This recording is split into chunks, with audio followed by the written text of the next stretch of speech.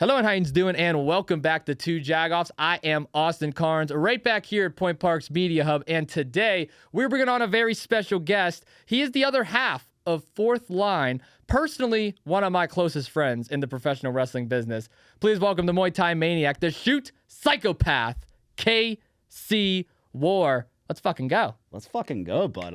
What a great intro. How you doing today, my friend? It's great to have you. Yeah, it's great to be here. Finally make it on the show. Yes. It's a prestigious honor. Oh, it's a prestigious. I feel flattered. Yeah, I've been looking forward to this for a minute. Thank you. Yeah, let's fucking go. Let's do it, man. Let's do it. Yeah, we had your partner, Brandon St. James, on recently. What a trip that was. I don't think I'm going to be in TFC. I tried. You know, you just got to be a little bit more punk, Austin. I got to be a little more punk. You got to figure it out. You got to really win over Will, and... They scare me. I don't know if I want to. I think I'll stay back here in Pittsburgh. I feel a little more comfortable down here. No, that's fair. That's fair. But no, it's great to have you on the podcast. I mean, I've been wanting to do this episode for quite some time now. Obviously, you've been doing professional wrestling for quite a minute now. I think you said before we even started, a little over 200 matches now already in the book? It's getting just close about, to that. Just about 200? Yeah. I know on Cage Match, I think it's like 150 or 160. Hey, you're getting there. Yeah, and there's a fair amount even this year that didn't make it on there for the one, like the odd no rings or certain promotions that aren't even on there. Wow. So yeah, I need to update my list, but it is rapidly growing. It's getting there. Well, congrats, man, on that. Congrats. But I want to get to know your career a little bit more. Let's start off from the very beginning. What got you into professional wrestling? Where did your love begin for it? So it began in my childhood, you know, much like the rest of us that got into this shit. But it goes back to my dad and my older brother in the late 90s watching the Monday Night Wars.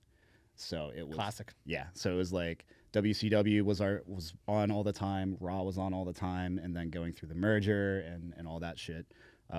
Starting in that era was what got me started, and then I kind of stuck with it and through the early 2000s. And then as I got older in like high school and stuff, I would see some stuff, fall in and out of it. But deep into the waters now, since 2021, since CM Punk came back to AEW, is when I really dove back into it. What a return that was too. Oh, dude, the Chicago show, that Rampage debut, what do they call it, the First Dance? I think something like that. Yeah. Yeah. It was like an MJ reference. That's all I know. They were exactly. Yeah.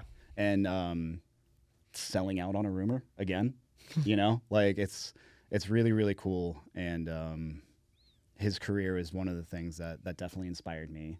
And it's one of those very obvious things. If you look at my wrestling, I think you can easily understand where my references... See the resemblances, yeah. Where a lot of my influences come from. Would you say that's your favorite wrestler of all time growing up, or do you have like some other wrestlers? Punk is your guy? Yeah, Punk's my guy. I would be remiss if I didn't, you know, give a shout out to guys like Nigel McGuinness, Daniel Bryan, Brian Danielson. My boy. Yeah. That's my boy. That's my favorite right there too. Honestly, you have great taste. And then, you know, many other technical wrestlers that through the years, you know, your Dean Malenkos and things like that. But yeah. Those are some of the guys. It seems like you like the underdog story a little bit too. You like the guys fighting from down under. So I kind of can relate to that too, because like Daniel Bryan, AJ Styles, Johnny Gargano, those are some of my favorites of all time. And like those are always the guys that like you don't think is gonna quite win, but you know they have some heart. It's what tells a good story. You know, like wrestling is storytelling. All about story. And you know, one of the best stories that you can tell is the underdog story, but you need to separate it from other similar ones to really make it stand out. Of course. So the Monday Night Wars stand out. Obviously, CM Punk's return. You're doing professional wrestling yourself now. You're all over the place. 880, of course. That's where you're born and raised. Is enjoy wrestling. You've been all over the place, making your trips, even up to Canada, down to Florida. You've been all over the place, man. Yeah. Where was your foot in the door in, I guess, independent wrestling? Where did you begin with that at? Yeah. So I saw my first live wrestling show in 2021. Wow. It was a trip to Orlando where I proposed to my wife. Congratulations, hell yeah. We got tickets for AEW Dark.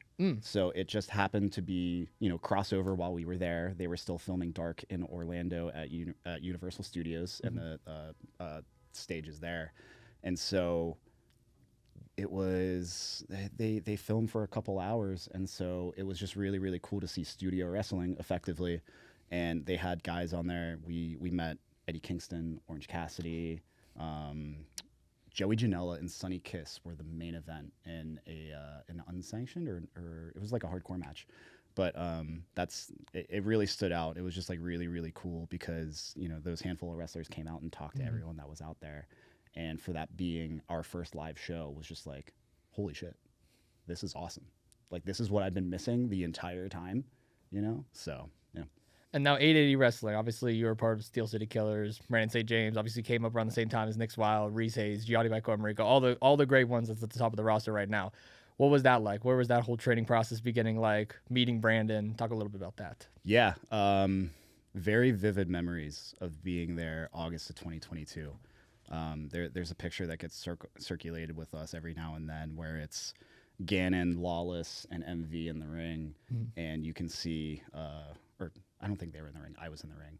But this first like introductory to what professional wrestling training is going to be. I look at that and it's absolutely insane. Just the time that's passed since then. But the way that it historically went was those of us that stuck around, it was boot camp. And that's the best way that I can describe it, is like not just the camaraderie that came out of it with all of us with Steel City Killers, but we were all better for it. We were in there 3, 4, 5 days a week in class, on our own free time outside of class, just getting familiar with the ring and just trying new stuff. It was an experience that is unmatched. I think that I know we were very fortunate to have as many people come through 880 in that first year as we had. And it wasn't just, Gannon, MV, and Lawless. Duke was there on day one. Like, I have very vivid memories of him pulling me out of the ring and teaching me, like, no, this is how you fucking lock up. You do it with a bit of authority, and, so getting to know him. I could hear the Duke in your voice when you were saying that. Yeah, dude. It's scary. Yeah. Imagine, like, I sat here for an hour with him. Oh, my gosh. You should have saw. Poor Lucas over there. That's why he's not here. He just got scared. Oh, dude. But, like, being under the learning tree of so many vastly different wrestlers, I'm the kind of person that, like, I like to pick everyone's brain. You know, everyone has experience that they draw from that's unique, and you don't become well-rounded or skilled sticking to just one path.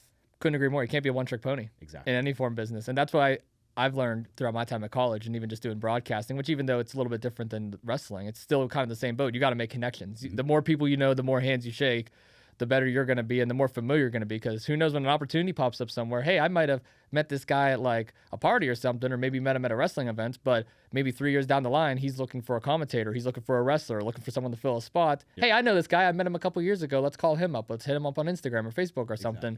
And boom, now you make those connections. Exactly. Connections really take you that very long way. Yeah. And it's one of those things where, like, if you network well and you manage your relationships really well, and it goes back to what we said off camera of don't be a dick. Yeah. So the way that you carry yourself, the way you present yourself, and the way that you show respect to others will really, dictate how that goes. Because I've had matches with people in one company, and they go back to their home promotion and say, we had this awesome match. Yeah. What can we do to bring him in here? What can we do to bring in this team? What can we do to bring in this entire carload? So you're starting to see that, not even starting, but that's something that's been a reoccurring theme at 880 for a very long time. It's just a matter of, like, who you can identify as those mainstay out-of-towners. That's what it is. And you would say that, like, MV and Gannon and Lawless are, like, some of your main trainers coming into this? Like, those are the guys you would look up to best? What was some advice they shared with you in your early stages? Like, what was some stuff that stuck with you that got you to where you are now? Yeah. MV. So starting with him is, like, it's his school. And if it's one thing that he teaches, it's strikes. It's hitting hard. It's making sure that things are deliberate. It's that all Japan style wrestling that I already loved going into 880, and then the psychology that goes along with it. You have Gannon Jones Jr., TME, the greatest and best tag team in Pittsburgh, like hands down. Easily. So, having Gannon there consistently, and then Duke would pop in, that's where Brandon and I learned tag team wrestling from. What better mentors to have? My goodness. Seriously. And, like, we still leverage it to this day. Like, last weekend at Enjoy, like, we still bounce ideas off of them. They give us feedback of what we're doing right or some things that we need to tweak. So it's a relationship that I will never take for granted, that I'm eternally grateful for. And then when it comes to Lawless, it's doing good business, how to speak. Lawless is a fantastic promo. Amazing. He's great promo, great public speaker. And, just Lawless is kind of like my sage.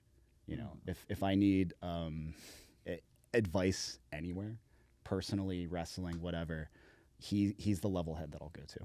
and he's especially one since his recent retirement. Like, man, it sucks that he's no longer going to be wrestling, but I'm probably going to be like one of the first people to continue to bug him. Like, do something on screen. You don't have to be a worker. Yeah, just come out and cut a promo real quick. Have a Law and Order music hit one last time. Why not? With the gavel, throw those cars around. Exactly. It's not a trip down like memory lane where it's here comes someone back. Like, no, he's someone that I dearly miss. And Jack Pollock too, in that same vein as well. Like, when Pollock came out to the ring at 8, what a time that was! My God, I look over, I'm like, oh God. Yeah. I heard the music, I was like, wait a minute, and I saw him, I was like, oh, time to get drunk. It's time.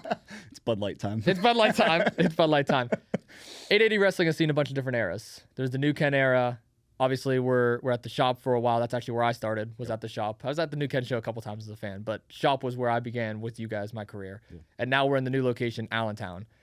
Correct me if I'm wrong. You have yet to be there for 880 in Allentown. I know you did the Enjoy show. Yeah, if we I'm not did. mistaken. Yeah, we did the Hilltop County Fair. Hilltop County Fair, exactly. You were there for that one, but you haven't quite been at the Allentown yet. Can you explain to me a little bit about the eras and stuff of 880 Wrestling? Because you've been there pretty much since the very beginning. Yeah, from its very inception. We started doing TNF in, I believe it was February of 2023, and it could have been for one person. I think at one point it was just the Tupac family. So like, shout out to the Tupac family. Yeah, for real. They are probably historians in their own right of being fans the entire time, which is like really fucking cool. But started doing TNF at that time in the winter of 23, and it was so much on the fly work because we would put the card together maybe 2 hours before the show. And that was something very early in my career that taught me of preparation. Mm-hmm. And it's like, you can prepare for every second of your match, like some wrestlers have in the past. Like, you can look at the Macho Man, who had no cards for every single thing that he did. Yeah. Or you can just trust in your training and know that you were given the situational practice, and now it's time to apply it. Go. So it's all about how you respond to it. And it's a mindset thing too. So it was something that was incredibly valuable for me because I never knew what match I was going to be thrown in. Maybe I had a general idea, or like we had talked about certain storyline aspects that we were kind of like working toward or something like that. But it was very much trying to find our own identity as 880 and then just hitting the ground running with it. And like in my first 10 matches, I had some crazy weird experiences that like are definitely, that's why I say it's unmatched. We had the Pittsburgh versus Cleveland match, which was 4 of us. It was me, MV, Brandon, and Reese, I believe. If I get that wrong, please yell at me later. Against Derek Dillinger, members only, and Sam. Oh, Big Sam? Yeah, Big Sam. So we had, I think it was an eliminator match. I think it was a Survivor Series style match. But I didn't even have 10 under my belt. Wow. And so there were some things that I learned that like, okay, this is working on the fly, or this is like, really trying to figure out, the science behind it and where I fit into it. And kind of just being thrown into the deep end was something that did work for us because MV and everyone else put the time and effort into our training, and they trusted us and they believed in us to be put into that position and to, not just tread water, but I think that we definitely caught stride. Sink or swim, essentially. Exactly. Sink or swim situation for you guys. And I mean, I would say it paid off. Yeah, because absolutely. Ever since then, you became a pretty darn good single star yourself, and you formed the Fourth Line with Brandon St. James. Now, I recently had Brandon on the podcast, which was amazing experience. Love Brandon to death. But I want to hear from your perspective. How did the Fourth Line begin? Yeah, it was always a joke, being a beer league hockey player, a recreational hockey player. How many leagues are you kicked out of? 13 internationally. Damn. So, yeah. That's a lot. I haven't quite gotten the paperwork for Canada yet. So, okay. The USA Hockey is kind of going in between, the international bodies to figure out exactly like where I'm banned from in Canada. But, we'll deal with that later. This Canadian deathmatches problem. Beat that today. But yeah, I've been a hockey player for more than half my life. I've coached hockey and just been, a grinder the entire time, just embodying what it means to be a beer leaguer. And so that was the thing, was like anytime I had a game or we were just talking or, got Brandon to sub in for one of our teams very early on into us meeting, MV just called us fourth liners. He's like, oh, look at the fourth liners going out to their beer league game at 12:30 in the morning, and getting drunk in the parking lot, whatever. And it just divulged from there. It was like fourth line for life, man. Like we accepted it, we embraced it. We know that that's the lifestyle. I like the name too. It really works with you because it's you guys. Like you guys are hockey players. You guys love to drink beer, kick gas. I mean, that's literally the fourth line motto. Yeah, and it's one of those things, like in wrestling, it's one of the things that that Lawless instilled in us, is that you need to be believable. You need to. It's one of those things where your gimmick is yourself turned up to 11. Right. So you find authenticity in yourself, and you just turn up the dial. You get the fourth line. You get the fourth line, and the fourth line's been on a roll, and I love it too because you can kind of put yourself in any match. Like you guys could be one-on-one against each other. We've seen that a couple of times. You guys could be together, or you guys could be doing your own separate goals, which is kind of like what you guys are doing right now. Yeah, and that's the thing is, like, it's Brandon and I both take a lot of pride in being well-rounded. Right. It's not like being a jack of all trades, master of none scenario. It's we deeply care about all aspects of professional wrestling. So we want to be the best that we can singles. Tags, if you want to put us in some crazy stipulation match, it's another thing where it's our training. What would you say your preference is, singles or tag? Oh shit, I don't. You don't. I don't have a preference. I'll tell you, Brandon. Brandon said singles. That's fine. He said singles, but tag team obviously is great too. Yeah, they all present their own unique challenges. You can approach them in very similar or different ways, but I think it's a matter for me of which part of my brain creatively I want to scratch that day. You know? So there are times where, like, I've been watching a lot of singles stuff and get inspired from what I'm watching, or went back historically and rewatched something, or I could find myself on a binge of watching a lot of Briscoe's brothers matches. And That's so good, yeah. Yeah, I'll text Brandon and be like, look, I got this idea. Like classic Ring of Honor, Briscoe, Young Bucks kind of matches, or even further back? Oh, further back. Further back? Like I'm young, so I didn't get back that far. Like I've watched some of their stuff from Japan. Okay, yeah. Really rad. But like even going to, their last match, like their trio with FTR, that double dog collar match is probably one of my favorite matches of all time. So good. But like that entire storyline where it was just, they made a lot of something out of nothing, and it was just like back and forth on Twitter, and ended up getting this great trio of matches, and just, They kind of rolled with the punches there. Oh, yeah. Yeah, exactly. Rolled with the punches, essentially. Exactly. 880 Wrestling, well, let's talk about the landscape for a little bit. So, obviously, things are interesting the way they're going on right now. I'm a commentator. I got recently brought in, which I'm loving my time there. Love 880 Wrestling. But I don't know if I quite love the politics, I guess, kind of going on. It's like a 50% ownership thing right now. Reese is 50%, MV's 50%. There's the leaders running around. I don't like the leaders. I've made that apparently clear on all my platforms. You don't like the leaders either. Yeah, or anyone that wears their T-shirts, by a matter of that fact. Or even my best friend is now going by a different name all of a sudden. I don't understand. There's a whole controversy there. And then there's the Dead Hand Society, which I know you've had run-ins in the past. You were unsuccessful in the 880 championship match against Nick Swad. Obviously, Brandon St. James now has his eyes set on it, so who knows what will come out of that. Do you mind speaking on the landscape a little bit? What the hell's going on?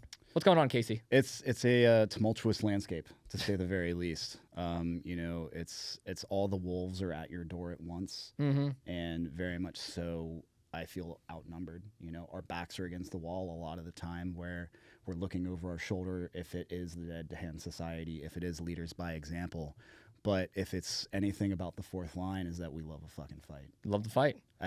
It's almost like I sleep with my front door unlocked, and I welcome any challenge. You just want them to come on in?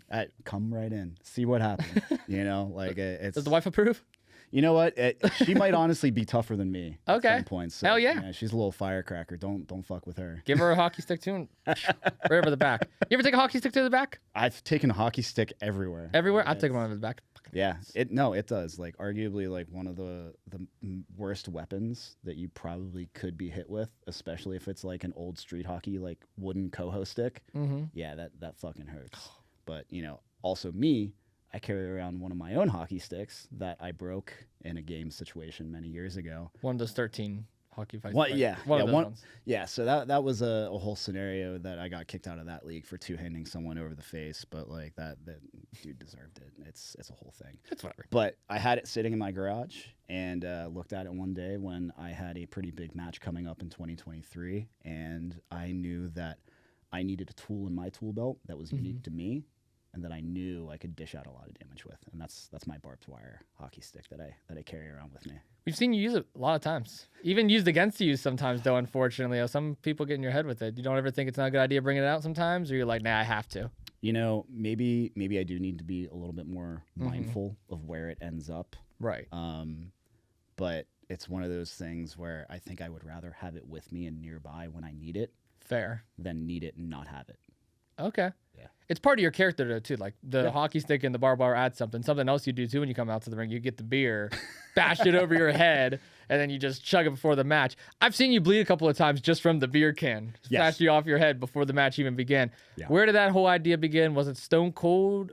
Did he kind of inspire that, or did you just kind of come up with that on your own? You know, like the parallels are there for another guy that did happen to walk into 880 at the shop a couple months ago. Sandman? Okay, I was also that was the other name I was thinking. So like I was an ECW kid too, you know. So like when that was on TNN and still on cable at the time, and like I played Hardcore Revolution on the Dreamcast of all systems, but I also love ECW, and so. It was never an intentional thing, much like half the stuff that I do. I really don't intend to, But I just found myself with a beer in hand, and my intrusive thought was, I'm going to make this everyone else's problem and just spray it everywhere. And have gotten so many awesome pictures of, you know, from entrances and the whole way from like, you know, Taco Mania on the South Side to even most recently at Vellum. It makes for a fun moment. And it really like it's one of those things where you see the fourth line and we come out to the ring with a hockey stick, beers, and we're wild and running around everywhere. You get to know who we are pretty fucking quick. Yeah. You have an idea of who you guys are, what you're about to do, what you're about to say out there. I will say I've seen quite a few audience members pissed off that beer has been sprayed all over them before, which I think it's great. If I'm sitting front row, I'm like, yeah, fuck yeah. Welcome to Splash Zone. I mean, like, but I'm like, if you're paying front row, you gotta expect something to come your way. Like, come on, it's indie wrestling. Hey, if someone has a problem with it, no one. Have you ever had a me. problem or no? No one's ever told you anything. No one. Okay. Just from like a distance, I could see people like, oh, they don't like happy about that at all. I've seen the side eye, but there actually is one person that has gotten upset with me and really given me the finger. Michael Sorg. But that's because I deserved it. I can see it. That was at one of the Penn Brewery shows. I think it was the Thanksgiving one last year where I faced Matt Connard. I cracked open the beer on the staircase directly overhead production. And you could see it on my face on the entrance, like as they're shooting it. I cracked the beer and realize that it's directly overhead. And I say, and like you can see me mouth it, like, I'm so fucking sorry. And like, you know, I love and respect the shit out of Sorg and his entire crew.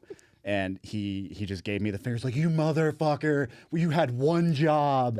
And like, but you know, I feel like out of everybody at 880, you would know the best, not to mess with the production stuff. Exactly. You would be the one to know. I gave him a big hug and apologized. And I even tell him to like, look, if my entrance ever is a problem for your equipment, please let me know and I will make it right. So I at least accept responsibility for it, you know? But never had a crossword from never had a crossword. Yeah. I think it's cool as hell. I mean, if I'm in the audience, I've actually gotten hit with some of your beer before. Did I ever tell you that? No. Not as a fan, as a cameraman of all things. Oh God. Boom on the Bridge, Beaver County. I was one of the 2 camera people at the time because I was still trying to break into the business. You came out the ring. I had your shot right above the apron, and I had like the little thing covering the camera, like the little umbrella thing. So because we were expecting rain that day. Yeah, exactly. So I already had it covered to begin with, and you had the beer. I think it was like Icy Light or something. Probably. And you go. Poof, poof, poof. Chug it and it's all over me. And Missy's over there like, Austin, are you okay? I'm like, hell yeah. I'm like, I think I might get drunk just off the KC's entrance. Like, fuck yeah. It's part of the show, you know. Exactly. It's just a fun element. It's just beer too. You can shower it off. It's not like it's.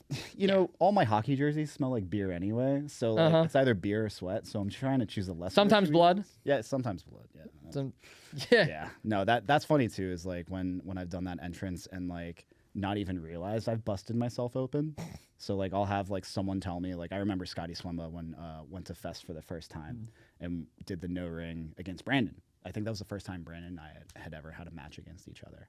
And I know now after that experience and several others is that I shouldn't use a pounder can because, you know, they're bigger. Right. And so they tend to like split open on like the side, like directly where I make contact. And it just completely like split my forehead open right off the bat.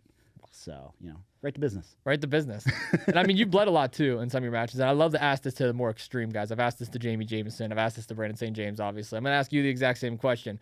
What's it like bleeding? What's it like getting in the car afterwards, showering, cleaning yourself up afterwards? I mean, you've shed blood quite a few times. Talk to me a little bit about that. Yeah. It's an adrenaline rush. Okay. Like you're in the fight. I'm also really, really big into like MMA and other combat sports. So if you get punched in the face so often, you're going to get busted open. It's going to happen, But also at the same time, if you get hit with a barbed wire hockey stick or your head slammed into the turnbuckle post, it's the same effect is going to happen. But cleaning up the mess afterwards, I almost wear it like a badge of honor. Like it's the mark of a hard-fought fight.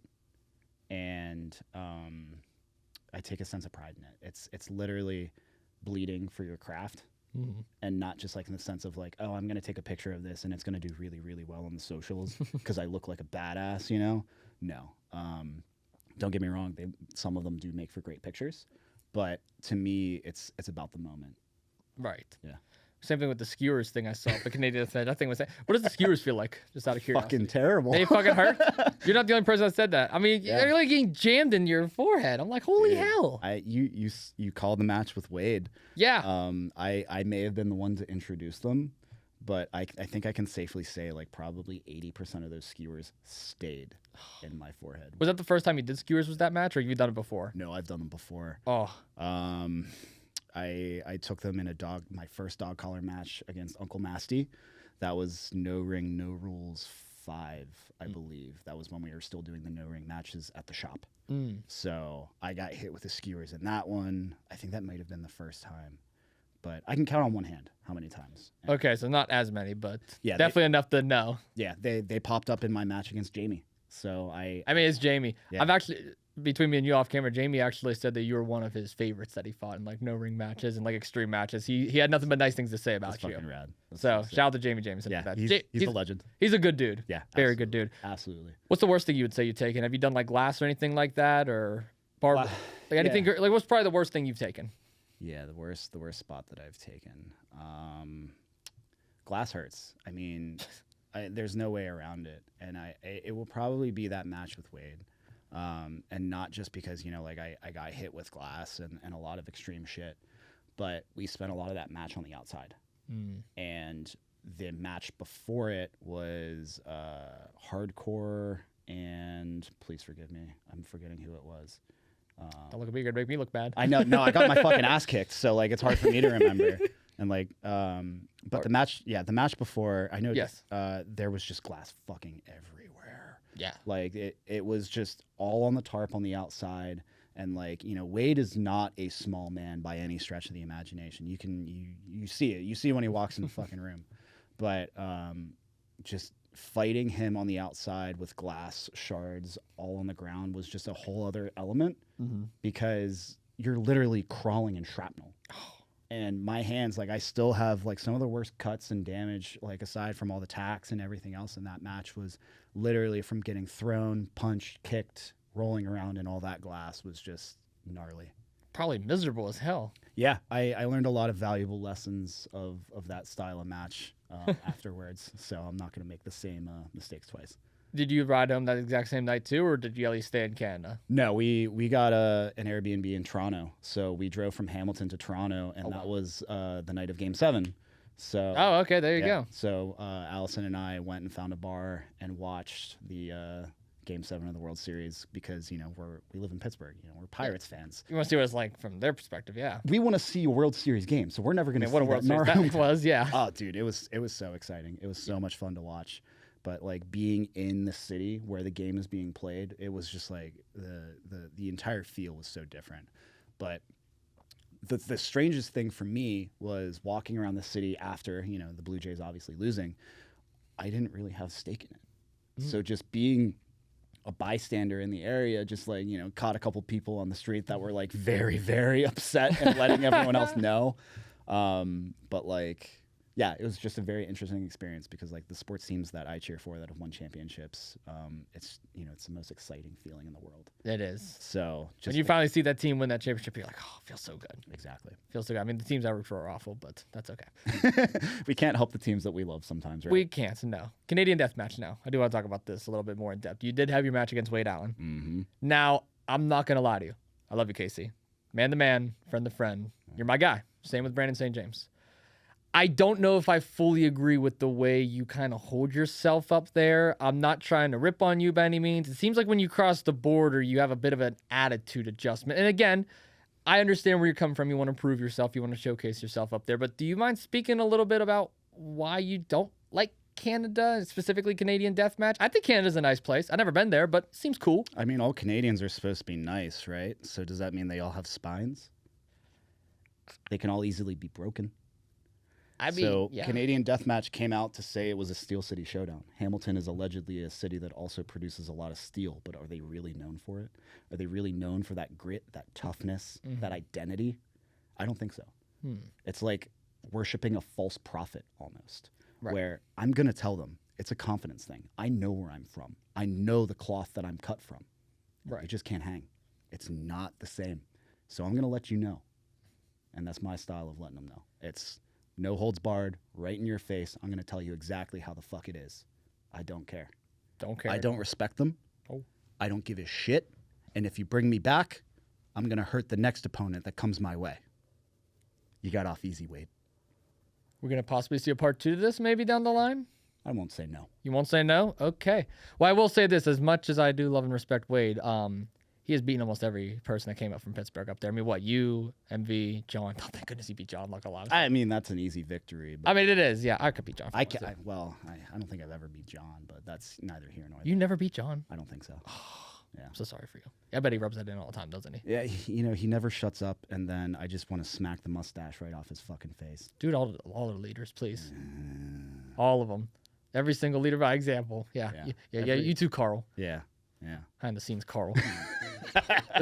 Sorry, we had to. You see him back there. But yeah, no, I'm not going to lie. Canadian Deathmatch, it's a lot of fun. I'm glad they've given me the opportunity to do commentary up there. I'm shocked by it. I'm blessed by it. Yeah. But I'm interested to see what happens going forward up there because you've been a little bit all over the place outside of Canada too. You've done 880. You've done Enjoy Wrestling too as well. Yep. Fourth line, go fourth line. Your Fest tag team champions. Your tag team champions in a couple of different promotions. Do you mind sharing with everybody where exactly your champion's at right now? Yeah, we are also the Battleground Wrestling. Battleground, that's it. So that's based out of Charleston, West Virginia.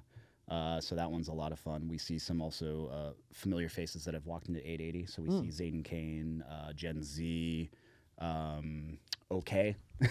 He's okay. Are good. Yeah, he's just okay. He's all right. So Point Break has also been there.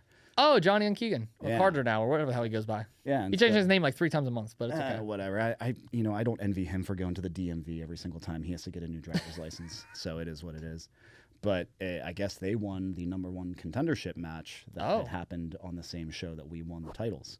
So it looks like we have another date with Point Break in another city. Okay. So, and this time it'll be for the Battleground Wrestling Tag Team Champions. There you go. I wish you nothing but the best of luck then on that. That'll be great. I do got to ask though. You have a lot of tag team titles right now. Why is there no singles titles right now on your resume? And I've noticed this with 880 Wrestling too. Correct me if I'm wrong. You don't have a single 880 championship yet, just in terms of singles titles. You're a multi-time 880 tag team champion. I'm surprised by that actually. That's a stat that I was really surprised by. Yeah, it's a little bit of a sore subject. Okay. Not sore in the sense where it's off limits, but it's really hard being the grit. It's really hard being the glue guy. I constantly find myself in these scenarios to where I don't want to see my friends getting taken advantage of. Right. And it seems to have bitten me in the ass. Is that I've had hard-fought battles against every single singles champion that has held a belt in 880. I had Nick's Wild's first title defense, and I think I took them to their longest singles match that they had ever had. It was an exhausting fight, and ultimately it didn't go my way, but I don't think that was my fault. They once again resort to dirty, cheap tactics, and I think that they really had the mindset of you're not actually a champion until you defend the belt. You may have won it, but that first defense is what really matters. And I took a lot of pride because I won a number one contendership scramble in order to get that opportunity. Now, do you know who I submitted in that match to earn that number one contendership? My history does not remember it. I watched a lot of wrestling. I'm sorry. No, that's totally fine. That would be one of the owners Reese of Hayes. 880 Wrestling. You're correct. There we go. I tapped out Reese Hayes with my omoplata crossface that I call the Shadow Moses. And he tapped. And I have a lot of issue with how Reese has conducted himself recently. And he also happens to hold a singles title that I don't think he represents well. I don't think he respects it. I don't think he understands the lineage that it has. Brandon St. James has done so much with that belt and really put 880 on the map to represent it well and be a great ambassador. And Reese has done nothing but put it to shame. Couldn't agree more with you on that, because if you remember a little while ago when this whole home run tournament and ranking system was going on, and when Reese actually turned his back on MV and Brandon, what was the one thing he said? I'm going to get rid of this title. It's going to go in the garbage. We're going to forget about it. It's not a real championship. We're not going to recognize it. And he didn't recognize it for weeks. But then when he wins it, all of a sudden it's a championship now? Like, I still don't understand that. I don't think we talk about that enough. He said that that title wouldn't exist anymore. Yeah. And now he wears it. It's in the lower thirds when he comes out to the ring still. Like, what? And he claims it to be the most important championship in 880, right? How? How could it be the most important if it's not actually a real champ? Like, that's the part that I'm trying to get him on. I don't know. That's apparently the biased journalist. That's what they say. I'm being biased. I don't think I'm being biased. I'm just calling out what I saw. Yeah, if Reese decrees it, it's therefore law. So, if he wants to claim as owner that it is the most prestigious and Right. the best belt or most recognized, that's his prerogative. But in my opinion, I don't think Reese has done anything to elevate that division, elevate that belt, and do nothing but try and falsely inflate himself. And I'd tell you that to your face if you were sitting right next to me.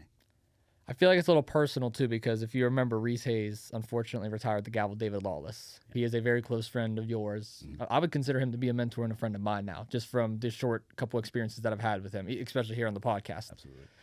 There was a part, though, in the match that I do want to point out, and I'm sorry to bring up I don't want to open any wounds here, but you did come out to the ring, and there was a bit of a miscommunication that eventually led to Lawless actually losing the match to be retired. And by any means, I am not blaming you at all. This was totally not your fault, Casey. I just want you to know that. But I know you feel a certain way about it. Do you mind speaking a little bit about that? And is that kind of another reason what's going into this whole, I guess, feud? Or how exactly do you want to put that? I mean, a feud has to have two participants. Correct. But it's no secret that I've been melancholy, to say the very least, about it. I take full responsibility. If I hadn't gotten involved, the situation probably would look entirely different. But I thought I was doing the right thing by, again, showing up for my friends, the people that I love, the people that I care about, and trying to defend them when I think they need me most. And it blew up in both of our faces. Lawless lost the match because Reese used my own hockey stick, my barbed wire hockey stick, to end the career of the gavel. And again, like you said earlier, maybe I need to keep a closer eye on it. Maybe I need to be more responsible for my property. But we saw what happened. I tried to attend to the gavel, and Reese goes downstairs for a little bit of a 2-on-1, and I couldn't do anything about it. And I don't think I could feel any worse. Like, I had to go away. I had to take some time away from 880 and try and recenter myself. And I honestly don't know if it worked. You had to go on vacation a little bit, right? Just kind of clear the mind out a little bit. Yep. Where'd you end up going to clear your mind? Yeah, I went to the happiest place on earth. Disney. Went to Disney World. And love Disney. I've never been, but it's a happy place. What about Disney? What did you guys do down in Disney, if you don't mind me asking? Yeah, spent some time with family. Nice. Went with my mom and my father-in-law, and it was the first time that we were together. My mom and I were there since 2017, and a lot of great memories there. A lot of great memories honoring my dad since he recently passed in September. But it was supposed to be a trip that was supposed to be relaxing, and it was to certain degrees, but I constantly tell my wife, and she knows this from experience, that I am the worst person in the world to go on vacation with, because I constantly have to be doing something. I don't sit idle well. And, you know, Yeah. I think I tried to do that this time around. I tried to find a lot of peace, try and take in the sights and the sounds and actually enjoy myself. Mhm. But guilt is a heavy burden. Fair. Yeah. So just need that mental health reset. I mean, there's nothing wrong with that either, too, going down there, is being with family. And I mean, if you're going to go to a place and you're going to try and cheer yourself up, it's got to be Disney, right? I guess, man. Yeah. It's got to be. No, yeah, you're right. I feel like, though, it's a bit bittersweet now going into the new year eventually as well. Like, obviously, I can kind of see where you're coming from here. You have your eyes set on a certain prize, certain individuals. So we'll leave it at that. I'm pretty excited for it, though. I feel like I have all the confidence in you. I had confidence in you whenever you were going up against Nick's Wild. Obviously, Dead Hand Society is going to Dead Hand Society. Yeah. So we can't really control that. But I wish you nothing but the best, man. Appreciate it. I know you're going to do just fine. Thank you very much. I want to kind of circle back to your career a little bit. Yeah. Talk about some of your matches. You've had a lot of great tag team matches, a lot of great singles matches. This is the part where I'm going to put you on the spot. What was your favorite singles match you've ever had? What was your favorite tag team match you've ever had? Favorite tag team match? Specifically with Brandon. Yeah. Oh, yeah, absolutely. I mean, in the beginning, I feel like I was very tag team agnostic and tagged with a lot of friends until I got with Brandon and became a permanent fixture. Just so you know, this could be across any company. It doesn't have to be 880 specifically. It could be anywhere. I think the one that means the most right now is Fest. Oh, okay. Yeah. There we go. Fest is something that stuck with me from even before I got into wrestling. I've always been into punk music and had known about Fest and wanted to go with my older brother, who had got me into punk music. And being a Tony Hawk's Pro Skater kid growing up is where the soundtrack got into my brain. But to be part of the history of Fest wrestling is absolutely insane because of the names that have come through there that are currently on TV. They get a lot of big names from what I've heard too. From some of the stuff I saw on Instagram. Swerve has been there. Darby's been there. Britt's been there. Wow. Yeah, those are some big names. Ruby Soho was on the first show and I believe an inaugural champion. I'll have to look that up if I'm wrong. And again, sorry. But Fest means so much, and it means so much going back to wrestling. But I think the honorable mentions are pretty obvious, and that's the inaugural tag team match against Duke and Gannon. They both mean so much to Brandon and I, and like without words, without TME, there would be no fourth line. So, that match, the Diamond Beach match, it's really hard to pick, but I think Fest is my ultimate pick because it just predates wrestling. Ultimate pick for the tag team spot? Yeah. And what about your singles spot?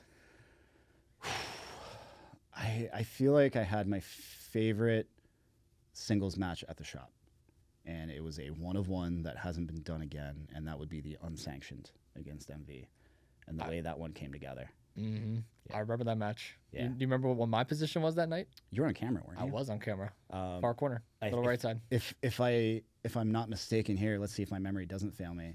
I think I got blood on your shoe and apologized in the moment. It was actually afterwards. You texted me Okay. because that's when I first made the introduction with you, kind of like through social media and then kind of talking to person. You texted me after the show saying, "Hey, sorry, buddy, if I got blood on your shoe." And I was like, I don't think you did, but no worries at all, because I was wearing like yellow shoes or something that night. Yeah. You're like, I think I got blood on your shoe. I'm like, did you? I don't know. Maybe you did. Again, with the beer, I kind of leave a trail behind, a little bit of a mess. Yeah. So What a match that was, though. That was probably my favorite of yours. That was the one I was going to bring up. So, right on. I mean, just from me being there so far. But that was a badass match. No ropes. Yeah, unsanctioned. Yeah. They even dimmed the lights for that one, too, which I thought was pretty sick. The attention to detail there was pretty unmatched, and I think it brought out a version of MV and myself that you don't normally see. Right. There were a couple moments in that match where I definitely know I caught him off guard by me going to my ass and going full guard on him, trying to pull him into it.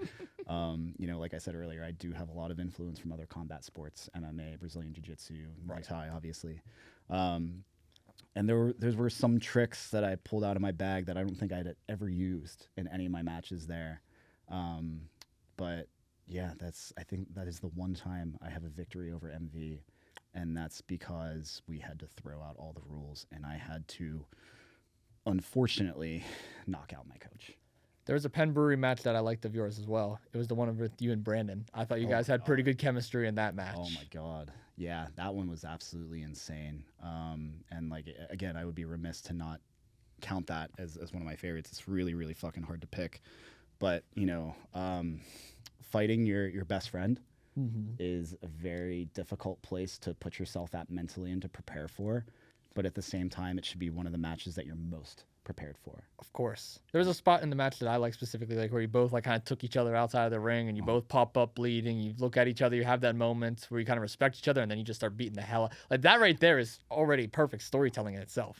Yeah, there was a lot of attention to detail that was put into that match, and very much so the way that it happened was a love letter to a lot of our inspirations. But man, my perspective on the Steel City Killers is probably a little bit different, but I think that Brandon has the highest wrestling IQ out of us. And the fact that I get to tag with him, I'm fortunate enough to tag with him, is like a cheat code. The amount of creativity and care and thought and intelligence that he puts into wrestling is just unmatched. And then to have a singles match with him, and I think that was the first one I was in a ring. You can count the Hardcore Gauntlet, I guess, because that was like 2 minutes. But, excuse me. Working with Brandon is like a fucking cheat code. It's just easy. You know what he's going to do. And you guys already have that chemistry from tagging with each other. Yeah. So you kind of already know the spots and everything you guys are going to eventually call out. We know what tools we're going to go to in our tool belts. Right. And so I guess it's kind of like fighting your twin, you know, even though we're vastly different people. Vastly different. Still fourth liners. Yeah, exactly. But it's one of those things where you could have seen it last night with the Penguins and the Oilers, you know, Tristan Jarry and Stuart Skinner, you know, they're on opposite sides of the ice now. And funnily enough, you know, wearing their customized helmet from the previous team. So that was really cool. But like, it's exactly like that situation where like you have a sports scenario where, okay, well now I'm traded and I have to go against, you know, my former teammates, but you know, he's obviously still mine, but like there's a familiarity there. You kind of already know where you guys are going to go with it. Yeah. I like that. Yeah. I like to ask this question a lot to some of our guests, and I've been wanting to ask you this one on camera for a while, and I think you have an idea of where I'm going with this. So whenever I like to always get to know people's first impression of me, because I've obviously been getting my foot in the door recently. I'm still young. I'm still only less than a year into the wrestling business. Actually, it's about a little over a year now. Wow. December, it's a little over a year now. Time flies. Time really does fly. I want to know your first impression of me because a lot of people don't know this, but you were my first real contact at 880, and I kind of want to know what your first impression was like of me, if you don't mind sharing. Yeah, and you can say whatever you want. You slid into my DMs. I literally did. I did, and you're the only one that responded. Yeah. Oh, see, there you go. I remember reading the message, you know, and I've told you this before, but there's a way that you conduct yourself. There's a way that you approach business. There's a way that you network. And very much so, to me, it speaks to having your shit together. You know, there's a difference between like a cold call or a cold message where you want to reach out for an opportunity or inquire. You had a body of work that was already existing. And I was able to go back, look at it, and see the amount of care and attention to detail that you also put into all your social media work, the matches that you called already, and the work that you've done with IWC. And so after a little bit, I was just like, okay, this is someone that actually wants to do this. This is someone that has passion and a drive that is almost unmatched. And that speaks to me. You know, I saw a lot of my younger self in you when I was working in production almost 10 years ago at this point. And it was an energy that is infectious. It's, you know, from my theater and concert background, we always talk about being a good collaborator, and you embody that to just an insane degree. So I'm not surprised at the success that you've seen thus far and so quickly. And it speaks to all the qualities that you embody that I mentioned. And so I'm really excited to see what the future holds for you. Because like you said, it's been a very short amount of time already. And the opportunities that have arisen and the opportunities that you've earned, that's not a mistake. I appreciate that. I feel like it's always like the right place and the right time kind of thing too. Like you got to be there at the right place, because the IWC opened up because they needed a commentator. I'm running video. I'm like, hey, I'm a commentator. Right. Same thing with 880. I was doing video. Hey, I can do commentary. Let me try it. Yep. AEW. Hey, I do commentary. Oh, you want to do commentary? Not really, but I do want to do commentary. And then you kind of get thrown into it. But I really do appreciate the kind words. That means the absolute world to me. And you were one of the people I looked up to there, because I reached out to you, and I won't name everybody else's names, but there was a couple others I reached out to as well. And you're the only one that actually responded and gave me the time to say, hey, just show up, kid. Yeah. Show up on Thursday. shake my hand. I'll introduce you to the production team. I'll introduce you to some of the wrestlers, and we'll go from there. And I didn't lie to you. And you did not lie to me. You threw me right at Sorg. I was like, okay, I guess. And it was funny. That night, I was just expected to be there as a fan. It was actually Missy there that night. And she was like, do you want to run camera tonight? And I was like, ringside camera? She's like, yeah. And I was like, and she's like, you've done it before, right? And I'm like, yeah, I've held the big cameras over at IWC. I could do the little ones if I have to. It's the same one we're using for this episode, actually. It's the exact same one. Exactly. So I was like, yeah, I know how to use it. So and they actually liked the shots I was doing. So I was like, okay, this is cool. But here's the thing. I didn't want to be too good at doing the camera work because I didn't want to just do camera stuff. Right. I knew I had a goal of eventually doing something on screen. But when the opportunity popped up, I was like, please let me do it. Please let me do it. And that's pretty much what I said. It's showing up, being in the right place at the right time. But, when you get the opportunity to showcase your skills, people are going to bite. They're going to see what you're about. They're going to see what you can do. And the opportunity will come to you. Right. Couldn't agree more with you on that. I mean, I'm very happy with the opportunities. And I thank you a lot because you're one of the mentors in this. And I know that you even put a quote in that article that was written on me too. Jim Lamotta? Yeah. I don't want to say his name wrong. I apologize. But Jim's a great guy. I love Jim. He reached out to me and he wrote that article. I'm not going to lie. I shed a tear when I read that thing. I was like, man, this is so nice. Yeah. I was really excited when he reached out to me for a quote. And I can't remember what I was doing. I was like cooking dinner or doing something important.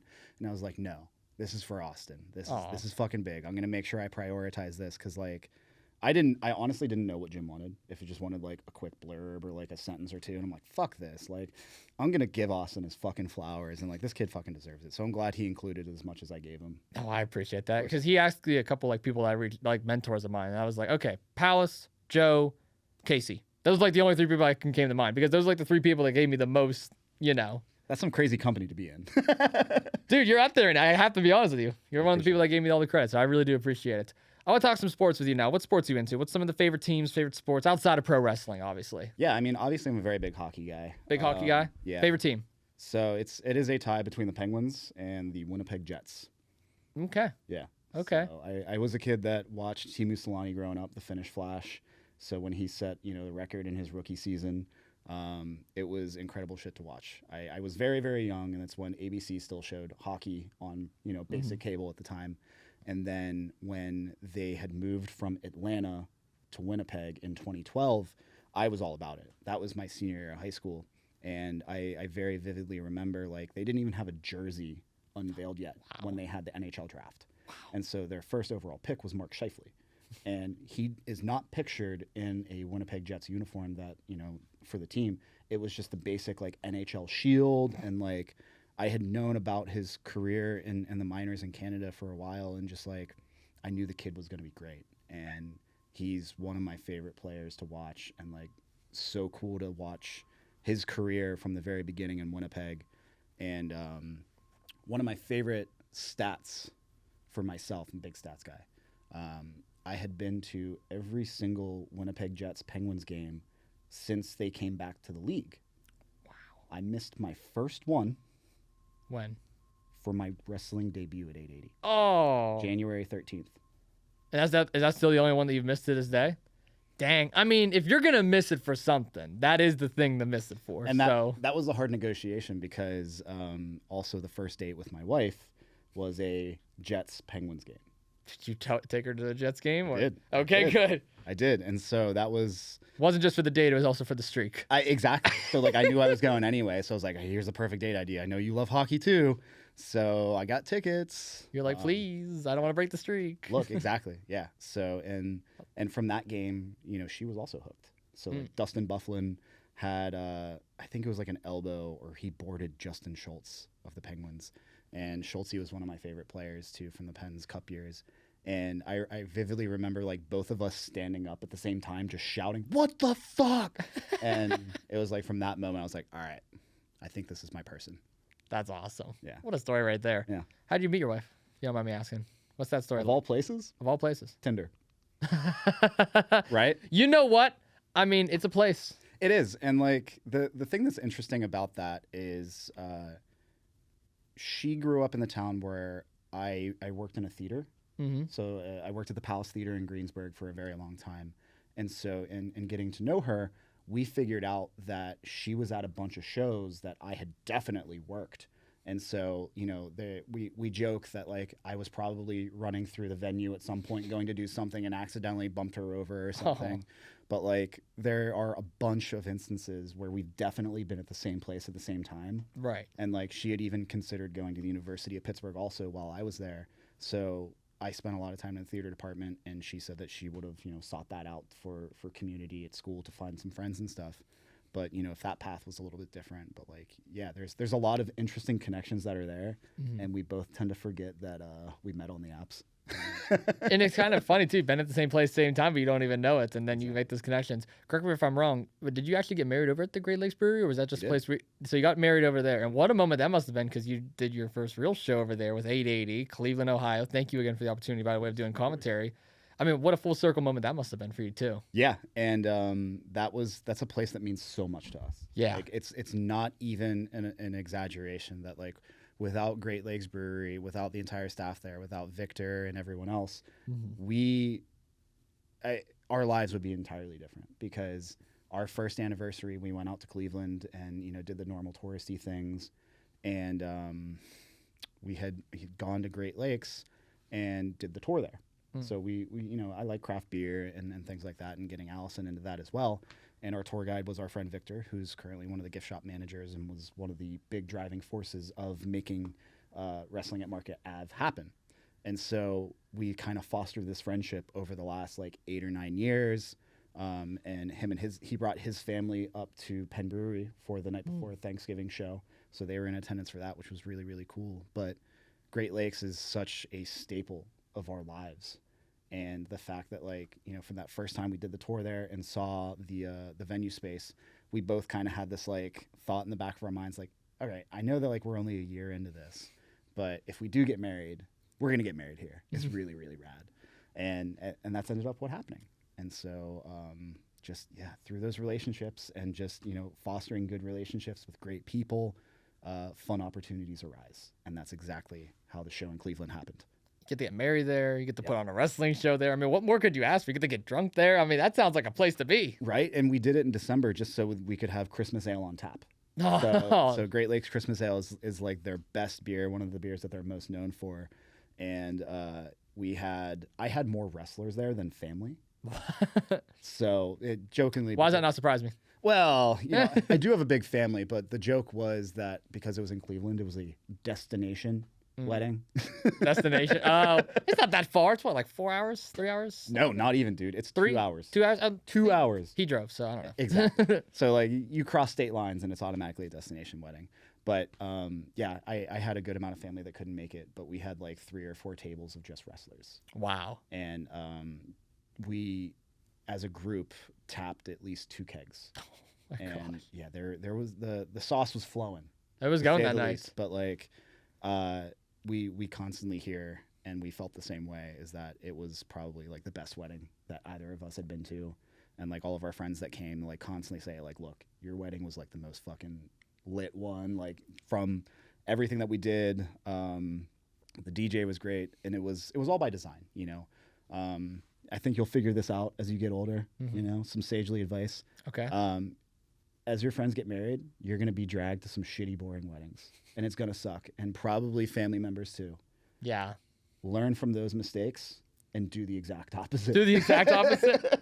I've been to a few weddings myself, and they are bad. Yeah. I'm so bored at weddings. I'm not going to lie to you. They're boring. It's supposed to be a party. It's supposed to be fun. It's supposed to be. And that's what we focused on. So like, I think one of the funniest things that I remember is that I think we had the space for 6 hours, but the bar was open for 5.5. So you were there the 5.5 hours at the bar, and then rest of me. You know what? That's a good wedding. That's a good wedding. I wish I was there. That sounds like fun. If I would have known you then, you definitely would have had an invite. Let's go. Kevin, we'll have to see. Kevin, Carl, whatever the hell he is. Yeah, I don't know. Screw that guy. Yeah. He's a leader. That's the point. So Jets and Pens, 50-50. Anything football related, baseball, basketball, not really into that kind of sports? No. I just can't get into football. I mean, like, I know enough to be dangerous. I've watched enough. I'm not going to put it on if I'm at home by myself. But, like, you know, I'll hang out with the boys. Yeah. I'll watch a game. You know, I don't mind. There's nothing wrong with that. But I mean, I maintain that I was probably the worst Pitt student because I didn't go to a single football game or basketball game while I was there. That breaks my heart. I have season tickets for Pitt. That breaks my heart. I did go to when they were in the tournament. So Okay. When they placed in the Sweet 16, right? Yeah. So you were. I wasn't alive, but. Oh my God. Wait, was I? It would have been in the early 2000s. I was born 03, so. Holy shit, Austin. December of 03. Yeah, you may have still been in diapers. I might have been. But yeah, so like before Pitt was in the ACC and they still played in the tournament. Yeah. I remember going to a game with my dad and brother. So that was really, really cool. I think I also went to another game when my brother was a student that he got me a student ticket. So like that was the one time I sat in the zoo and I was like 17. Zoo's crazy. Yeah. Oh, dude, it was so much fun. The zoo was so much fun. But yeah, I never really got around to it. My schedule in the theater department, a lot of shows and stuff overlapped with that. So like I spent a lot of evenings, in my curriculum. But so no college sports, nothing basketball or baseball related either. You trying to stay baseball, with yeah. that? Oh, baseball. I love baseball. Favorite team? Pirates. Pirates. It's sorry for you. Yeah, I love being depressed in Pittsburgh. It's okay, I am too. You know what my teams are, right? I know that you are a Cardinals fan because of Larry Fitz. That's correct. And so also like the Pitt connection and like before I knew that fact. I knew where it was going. Yeah. So like just he was a great football player. Great person. Yeah, that's what I love about him. Great person. Exactly. And I wish that I caught a Pitt game when Connor was still a student because him and I were there at the same time. And so with his connection to Pittsburgh, obviously, and then going to the Steelers, I followed that very briefly. But yeah, I don't know. Something about that. I've played hockey for so long, and I played baseball growing up too. It's the feel and the timing, and just like it just matches my attention span. Yeah, I very much so view it as a me problem. Like I respect. You like the more fast-paced action. Is all. Yeah, exactly. That. Yeah, exactly. Baseball's a little more slowed down. Even football to an extent. Basketball's just kind of whatever. It can go back and forth, but like you look at the last like 2 minutes of a basketball game, and it'll drag on for forever. Right. But yeah, I mean Pittsburgh sports. Either you go with the most winning teams, or you stay in depression if you're a baseball fan. Yeah, stay in depression. I mean, if you're a Riverhounds fan, they just won the. It's a great time to be a Hounds fan. It is a great time to be a Hounds fan. It's great to bring another championship to the city. Nothing against soccer. I know Highmark Stadium is a really, really nice place. I've worked a couple concerts there, and they're doing a lot of improvements there that I've seen. They are. So that's really cool. So I've actually just had the in-game arena host Kyle Archer on. He's a great friend of mine, actually. He went to Point Park. Excellent. And he was just on my other podcast, Steel City, with Nick Brown this past week. And he was actually discussing about the Highmark renovations. Now that they won the Cup, it's pretty much 100% guaranteed that there will be stadium improvements going into the next year. There you go. And I've actually worked games at Highmark. I've called some soccer games there before. It's a very nice place. Yeah. Very nice place. I remember the first job that I got out of college, my orientation was in Highmark Stadium. Was in Highmark? Yeah. So it was really, really interesting. Oh, it's so nice. Yeah. I wish they would. I want to try to convince a wrestling company to do something down there. I could see because I've seen wrestling shows over at EQT Park for Washington Wild Things. Yeah. I would love to see one of the companies that I work for, just one of the companies in general, try and do something down there at Highmark. Seems like we might have to. I think me and you might have to. Yeah. We know we know a wrestling company, right? Yeah. We know one. Yeah. I know a think we big can one. make some stuff happen. Right. We've done this once or twice. Not Canadian Deathmatch because you don't like those. No. We're not going to bring them across the border. I don't want to deal with 880 to Highmark. I feel like between our connections, we could probably make it happen. I think we just have a new idea. Coming soon. There we go. That's what I got to call it. Casey, it's always a pleasure to talk to you, my friend. I'm going to ask you one last question, and you've listened to the podcast, so you probably know where I'm going with this. You better be prepared because I stump everybody on this question. You're not. What is the favorite restaurant's favorite place to grab some food? Morimoto Asia in Orlando in Disney Springs. You're making me go to a place I don't know? Well, if I'm going to give you somewhere in Pittsburgh, it's going to be the same theme. It's an izakaya, a Japanese-style bar, pub food. Okay. It would be Kyoto Teppanyaki in Highland Park, very close to the zoo. Okay, yeah. So if I know you're a little bit of a plain eater, very plain eater, but cheeseburger, fries, yep. Ate like a 4-year-old. You know what? Allison was very much the same way for a while, and I like to try a lot of international foods and really expand my palate as much as I can. I'm also like a vacuum cleaner when it comes to food. I just make my plate, completely empty and disappear. It's like magic. Yeah, right. I love many things about Japanese culture, Japanese wrestling, food, and cars, and all sorts of stuff. Cool. And I love the food. So big sushi guy, Big sushi. big ramen guy. Like, Okay, right. oh, My sister loves ramen, so Yeah. I don't see the appeal to it. But I mean, it's not bad. you know what? I'm Italian. I like pasta. I do like my pasta. So am I. So am I. And like, there's great Italian spots in the city, but like specifically for ramen, like I'm not gonna let you pass this one up. The Okay. amount of love and care that goes into making just the broth can be like a 30-hour process. Damn. The amount of craftsmanship that traditional like ramen Yeah. shops have, it's unmatched. Like if you like certain cuts of pork or whatever, like I think there's something for everyone. Mm-hmm. But if you like soup and a hearty meal, I think it'll match. Like Okay. I think I'm gonna have to give that one a try now. it's worth a shot. It's worth a shot. Yeah. I plan on trying almost every restaurant, just so you know, that people actually get me on here. Hell yeah, That's I gonna love be that. the goal eventually. I love that. I'll tell you my projects that I have when we go off camera, because I don't want people Yeah. to take my ideas. But Yeah. I hope you do like an Anthony Bourdain thing. That'd be fucking rad. kind of similar. You'll see. Oh, that's awesome. That's awesome. But I no, can't wait. but I am a very plain eater. I do not really go out that much and get as like different kind of foods. I always try and stay neutral. Okay, it's either burger, chicken fries, whatever. I will say though, Duke Davis recently came on, and he said he loves Fuego de Chao and Okay. Texas de Brazilian Steakhouse, which I actually have been to. I can confidently say I've been to, and I like that place. My co-host, who's not here, Lucas, has never been. Okay. And Duke heavily pressured him to go, and he said, "I do not want to see your face until you go to Brazilian Steakhouse." Sounds like Duke. Well, next thing you know, Lucas decides to show up to IWC, where Duke is. And he asked him. And Duke asked him, put him around the spot in front of everybody. And Duke's flipping out. He's like, "How dare you come up to me? I'm not taking no picture with you now." Don't disrespect Duke Davis. That's what I'm saying. Like, Yeah. go to the Brazilian Steakhouse. Yeah. If Duke Davis says go out to eat, you go out to eat that night. No questions asked. You've been in the ring with him. You know what it's like. Phew, trust me, I've been thrown around by him. I've been kicked in the face by him. You've been kicked in the face by him? Oh, absolutely.